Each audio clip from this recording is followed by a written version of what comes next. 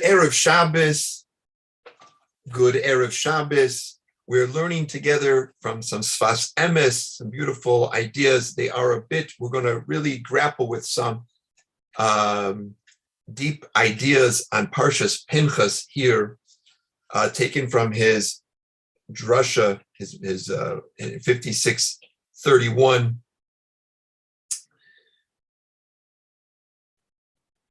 Little background, of course, for Parshas Pinchas, to remind ourselves, if we didn't have a chance yet to review the Parsha. Pinchas, at the end of last week's Parsha, stops a plague by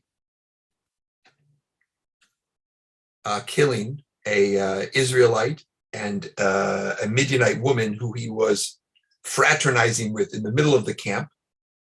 Things went very well for the Jewish people. They didn't get cursed by Balaam, but right after that episode, it says that the Jewish men were lured away by the Midianites, and also they started worshiping Nebuch, the gods, specifically Gal Baal Peor, and so this is obviously a big problem. The Jewish people are not supposed to do idol worship, and this plague breaks out, and things are really difficult. So, what does Pinchas get this inspiration? He gets this inspiration that what he needs to do is to go and to rise up and to kill, which is, we have to pause for a moment. Even though idolatry is forbidden, you can't just go around killing people. There are rules, right? There are rules, even in the Torah. A person, in theory, I suppose, a person could be put to death for refusing to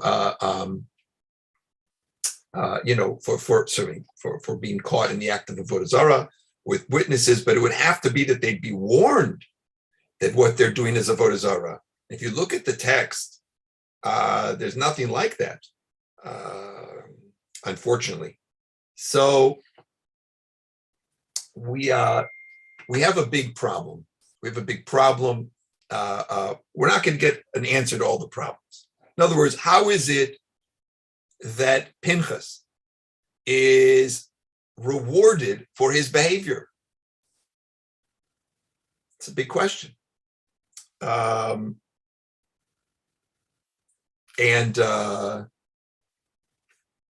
He was operating with pretty strict justice. And we normally associate, and then of course he becomes a Cohen. He's given the law. We're going to discuss that now in a moment. Now, biologically he was a Cohen, but he didn't have yet been given the kahuna. He hadn't been given the priestly obligations and honor. And he earns it. He earns it through this act.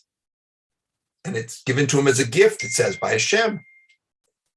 So we really, we could talk about that whole thing, but there's one of the ways we can understand why, as opposed to being sidelined or worse, or being punished for his actions, right? Because what the people were doing was wrong. But it didn't necessarily give Pinchas the permission to go do what he did.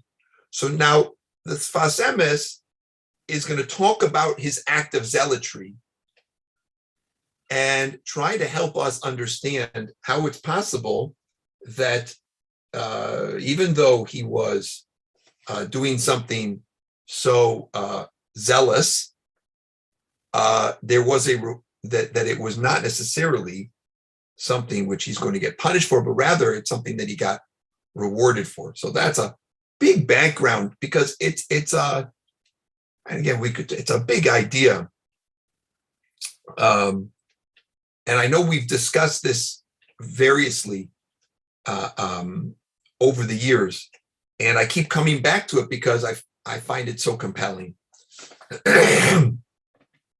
Okay. When the Torah tells us of Pinchas' act of zealotry, of being a zealot, it says, Vayakam mitoich ha'edah. Pinchas arose from amidst the people. So you want to look it up, it's in Bamidbar, chapter 25, Pasuk, verse 7. And then when Hashem recounts Pinchas's deed, later on, a few psukim later, he says, Bekinoyas kanasi b'soichem. Pinchas did what he did in the midst of Bnei Israel, right? His kina is jealousy, right? He was jealous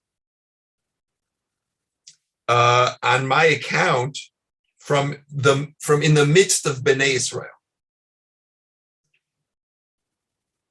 And let's explain why this idea was important. When a person, this is directly from the Sfas Emes, but we're going to kind of narrate it a little bit here. When a person does an act of zealotry, okay, person's a zealot. By definition, the whole thing sounds like something which a person does without, as like a loner, right? It's like something that a person does as a loner, a zealot. The word zealot right there seems to indicate that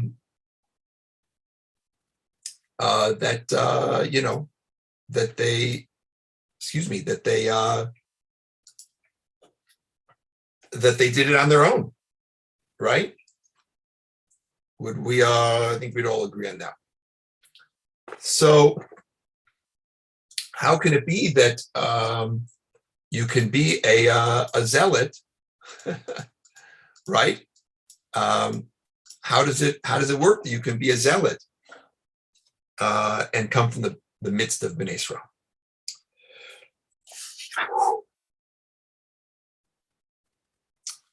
Also, a zealot might be trying to,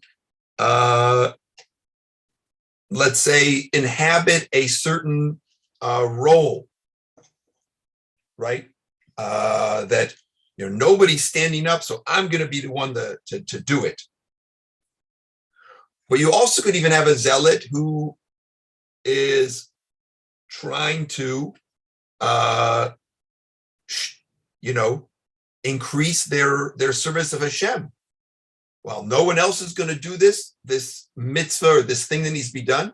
Well, I'm the one who's going to do it, right? So we can see that zealotry can come from multiple, and I'm sure that you could come up with other ways that zealousness can be expressed. The Sfas Emes says that zealousness, that comes from a self-regarding, that I think I know best, that I think I'm better, is not genuine, is not being a genuine zealot for Hashem.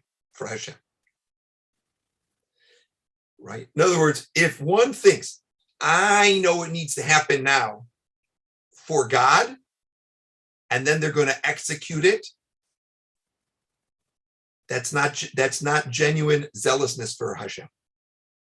That's why when you look in the psukim, when you look in the Torah, it says that Pinchas did what he did in the midst of Bnei Israel. The Torah and the Sfas Emes are trying to help us. The real nature of the zealousness and the act of zealotry, right, that Pinchas demonstrated. In this, now, kanaos is like jealousy, but akina is jealousy, and kanaos, by the way, is zealousness. We still use that word today. So interesting that they're connected, but we'll move on from that. He was jealous for Hashem, but Kina and being a Kana is a zealot. It was extremely important to Sfas Emes that he came from amongst the people, one of the people. And literally the word he uses, he was an ordinary guy, rather than a designated zealot, whether self-appointed or appointed by others to perform the act. He did it as a regular person coming to the aid, coming up with this. Right? He didn't say, "Oh, I know what needs to happen. Nobody else here. Oh, they're all worthless. I'm the one who's going to make a difference." No, right? You see, they can do the same act but with totally different intention. I feel drawn to do something. Just a regular guy. Who am I to do anything? I'm going to go do it. When the Mishkan was inaugurated, okay, we're going backwards a little bit in the Torah. Aaron and his sons were appointed as Kohanim,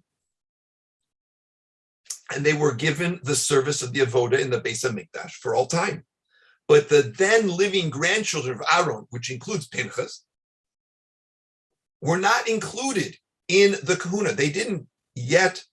They weren't yet appointed for service in the Mishkan, or future, right? It was Aaron and his sons. They were doing all the service. 39 years later,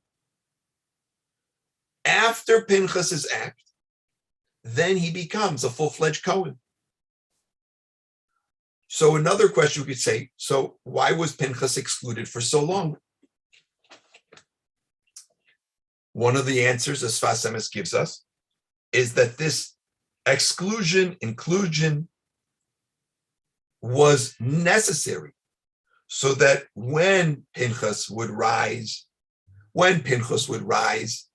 from amongst the people to do so, he would do so b'soichem, as a regular, ordinary citizen, not as a self-regarded zealot. But think about it. Pinchas went through 39 years thinking that he had been left out of the kahuna. So one might think, oh, maybe he's trying to prove himself. But that's projecting onto Pinchas. There's nothing that implies that before this act that Pinchas was somehow embittered by this. This was I don't understand it, but this is what God created, right? Eventually, Pinchas learns the reason for his exclusion. After this whole incident, he then understands why he had to be a regular guy all those years. But he had no clue. And he also had no assurance that he would eventually become a Kohen and get the kahuna. Now, I want to just pause here for one moment. I heard a beautiful Torah by Rav Dovid Goldwasser Shlita. I can try to share it with the group. Unbelievable learning on Pirkei Avos from a few weeks, maybe it was a week ago. And Rabbi Goldwasser was among the people who had a big hashpah, still does, but had a big hashpah on me when I was young. And he talks there about how there's such a drive in our society for recognition. And yet we see all over in many, many places that striving for recognition for what we do is not a laudatory or praiseworthy thing. And he was talking about it in the terms of, especially when it comes to jobs. And he tells a story about how Rav Avigdor Miller, who became a huge mashpia and a major figure in the Torah world, was a regular rabbi, learned guy, but nothing nothing extraordinary at that time. Got a job offer in the DC area, I guess in Baltimore, but he had to go apply for it. So he gets in the train from New York. He's on the train, and meanwhile, the train breaks down, and he arrives about 6 hours late for this, something very late for the interview. And say, listen, you didn't show up. So we had a few people interviewing for the job, so we gave it to somebody else. And one might imagine the disappointment. And he went back to New York, and he happened to bump into somebody, apparently the same week, who suggested to him that he go study at the Slobodka Yeshiva in New York. And since he hadn't gotten the job in Baltimore, he went to learn at the yeshiva. And what happens? His learning, he gets connected to phenomenal, tzaddikim and Limdei Torah, and he becomes a Torah giant. But at the time, what had happened, and I'm sure all of us can come up with, incidents in our lives. So we always have to keep this in mind. We're thinking Pinchas waited 39 years to find out the true nature of some of the things that God had in store for him after he was already an adult, right? Okay, back a little bit to the Sfas Emes here. So we have still some unanswered questions, right? We're not gonna solve everything. So generally, when you get a gift from somebody, it's supposed to be because it's a gift. You don't earn. If you spend $100 and they give you something, at the Macy's, they call it a gift, a free gift. But you paid for the gift when you bought the perfume or whatever you were buying there, right? So you really can't call it a gift. What we call it a gift. Really, a gift is something which you don't earn. You don't pay for it. It's something you get bechinam.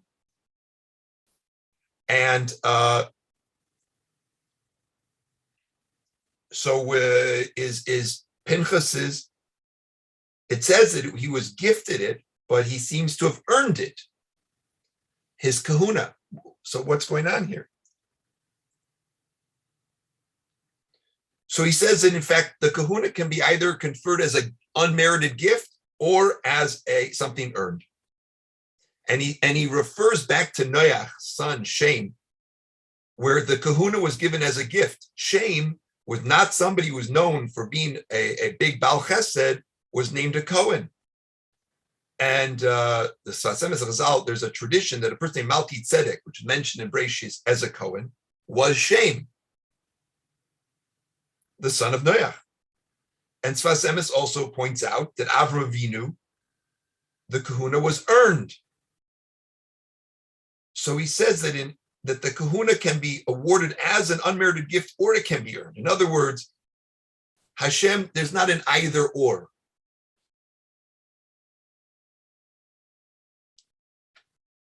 And now here's the really, and hold on your seats a little bit here.